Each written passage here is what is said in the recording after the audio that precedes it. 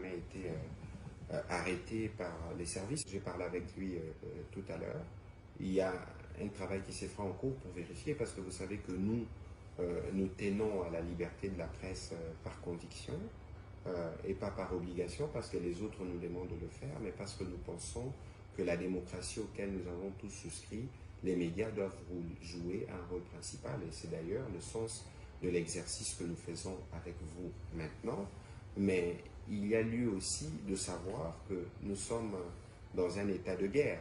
Vous savez qu'une partie du territoire est occupée et que les informations liées au déroulement des opérations militaires requièrent une couverture professionnelle. Nous avons par exemple remarqué, et d'ailleurs nous allons engager une initiative dans ce sens, qu'un journaliste étranger s'est permis de publier les conversations de militaires engagés sur le front. Ça ne s'est fait nulle part. C'est une violation des secrets défense, mais c'est aussi une forme d'exposition pour nos militaires, parce qu'ils peuvent être retracés par l'ennemi. Et donc nous allons nous assurer, vérifier d'abord si ces journalistes remplissent toutes les qualités pour exercer ce métier, mais ensuite il faut trouver une manière pour passer le message.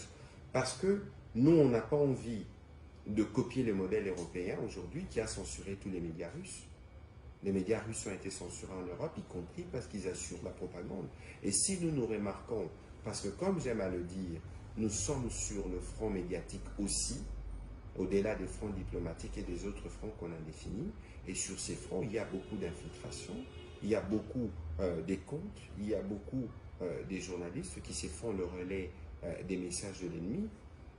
Nous ne sommes pas comme chez les voisins, où les journalistes n'ont pas le droit de s'exprimer, mais lorsque les journalismes s'exercent dans un contexte de guerre, il y a un minimum de choses qu'il faut observer.